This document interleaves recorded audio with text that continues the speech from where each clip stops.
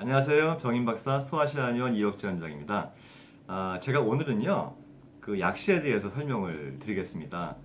그 어머님들이 이제 아이들 뭐 근시다, 원시다 이렇게 진단을 받고 오면은 그나마 조금 걱정을 좀, 물론 걱정을 많이 하시겠지만 좀 덜 하시는데 약시라는 진단을 받고 오시면요, 걱정을 굉장히 많이 하세요.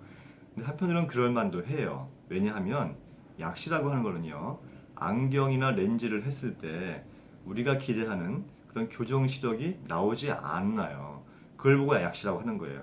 그러니까 이런 경우는 굴절률에 무슨 문제가 있는 것이 아니고 망막의 기능, 시신경이나 시세포의 기능과 같은 시력을 담당하는 시력의 기능과 관계되어 있는 그런 부분과 연관이 있기 때문에 더 걱정을 많이 하시는 거거든요. 뭐 예를 들어서 이제 카메라라 보면은요, 우리가 상을 딱 찍었을 때 카메라 렌즈도 정상이고 초점이 분명히 필름이 딱 닿았다면은 사진을 일어났을 때 선명한 사진이 나와야 되는 거 아니겠어요? 그런데 렌즈 정상이고 초점도 필름에 딱 닿았는데 사진이 잘 나오지 않았어요. 흐리게 나와요. 그럼 어디에 문제가 있는 걸까요? 당연히 필름에 문제가 있는 거죠. 그죠? 필름에 문제가 있다거나 아니면은 그 상을 이렇게 해석해서 이렇게 하는 그런 어떤 기능적인 것에 문제가 있는 거 아니겠어요? 우리 사람 눈으로 볼 때도요. 예를 들어서 근시인 경우에는요. 이제 상이 망막이 앞에 맺히는 거잖아요. 그러면은 오목 렌즈를 써서 상을 쭉 밀어줘서 이 망막이 닿게 해주죠. 그럼 잘 보이잖아요. 또 원시인 경우에는 상이 망막의 뒤쪽에 맺히는 거기 때문에 이 눈 앞에 이 볼록 렌즈를 써서 상을 쭉 당겨서 망막이 닿게 해주면 또 이 우리가 기대하는 시력이 나오는 거죠. 그런데 그렇게 해줘도 기대하는 시력이 안 나오는 거예요. 그것이 바로 아까 말씀드린 것 같이 기능적인 문제에서 발생하는 약시라고 하는 것입니다. 그 약시의 그 원인에 따른 분류를 좀 보면은요. 첫 번째는 사시약시라고 있어요. 이게 뭐냐면 사시라는 거 다 아시죠? 그죠? 한쪽 눈은 여기를 바라보고 있는데 다른 눈은 다른 곳을 바라보고 있어요. 그런 뇌에서는 상이 하나로 보이지 않고 두 가지 상이 보이기 때문에 헷갈리잖아요. 그러면 이 두 눈 중에서 보다 더 상태가 좋은 쪽, 그 눈 쪽으로 이 뇌는 상을 인식을 하게 돼요. 그러면 인식을 못한 그 시력 쪽은, 그 눈 쪽은 점점 더 기능이 퇴화가 되면서 약시가 발생할 수 있는 것이죠.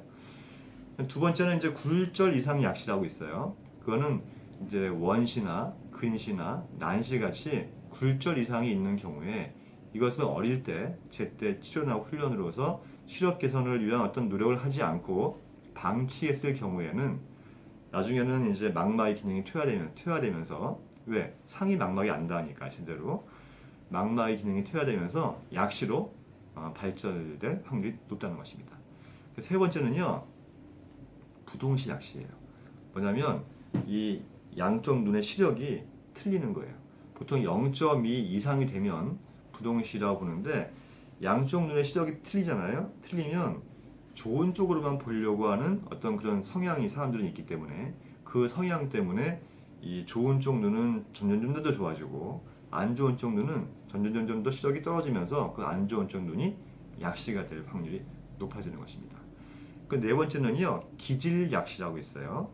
이건 뭐냐면 수청체 정상이고 또 초점도 망막에 잘 닿는데 만약에 그런 정도 눈이라면은 보통 0.8에서 1.0 이상은 나와야 되는 거 아니에요? 그런데 시력이 안 나오는 거예요. 그러니까 이거는 뭐 교정을 할 수도 없는 거죠. 만약에 근시나 원시나 이런 것들이 있다면은 렌즈를 써가지고 교정도 하겠지만 이런 경우는 눈 구조 자체가 정상인데 시력이 안 나오니까 교정도 어떻게 할 수가 없는 거예요. 이것이야말로 정말로 망막 기능이 약해서 그런 거죠. 우리가 이제 이런 경우에 그 시력이 한 0.1 정도밖에 안 나오는 거를 고도 기질약시라고 하고요. 이제 0.3 정도 나오면 중등도, 0.8 정도 나오면 경도라고 이야기를 하는데요. 어쨌든 어떤 그 이름과 관계없이 구조는 정상인데 시력이 안 나오는 경우를 기질약시라고 하는 것입니다. 그럼 이래서 우리가 이제 어떻게 치료를 할 것이냐 이게 이제 중요하잖아요. 보통 보면 약시는 사람 몸의 구조에 따라서 한쪽으로 이렇게 오는 경우가 되게 많아요. 그러다 보니까 이제 둘 다 좋지 않더라도 비교적 조금 더 안 좋은 쪽이 있을 거란 말이죠. 그러면 그 안 좋은 쪽 먼저 끌어올려야 되는 그런 목표가 생겨요. 그러다 보니까 비교적 좋은 쪽 있죠.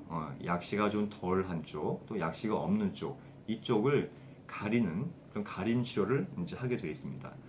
이 가림 치료를 하게 됨으로 해서 이제 우리가 이제 사람들이 일단 기질적으로 좀 좋은 쪽 눈으로만 보려고 하는 그런 기질이 있기 때문에 그거를 막아주면은요, 또 안 좋은 쪽으로 이제 볼 수밖에 없는 상황이고, 그런 상황이 되면은 안 좋은 쪽이 더 좋아질 수 있는 그런 환경이 만들어지는 것이죠.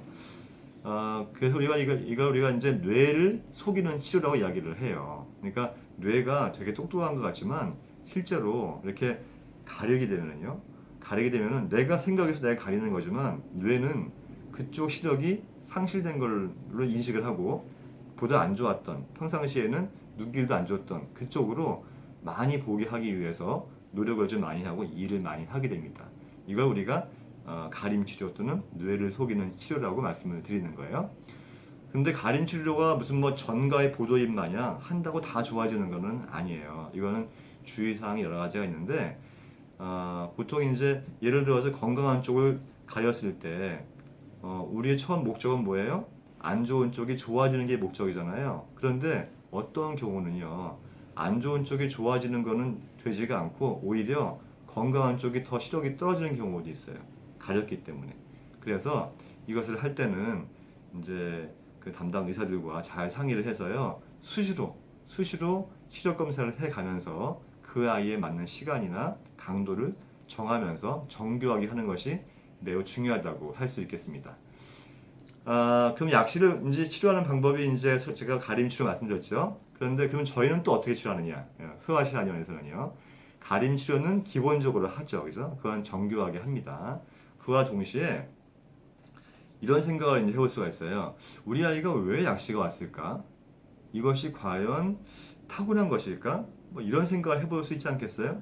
물론 타고나기를 그렇게 타고난 경우도 있겠지만 저희가 볼 때는 그런 것과 더불어서 평상시에 안 좋은 습관이나 또 안 좋은 환경, 시력이 나쁜 여러 가지 그런 부분들이 증폭이 돼서 이제 시력이 더 나빠지게 하는 원인이 된다고 저희는 설명을 해요.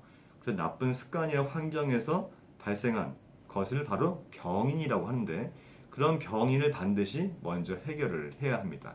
보통 아이들을 보면은요, 진찰을 해보면 한 가지에서 한 세 가지 정도의 병인을 다 가지고 있어요.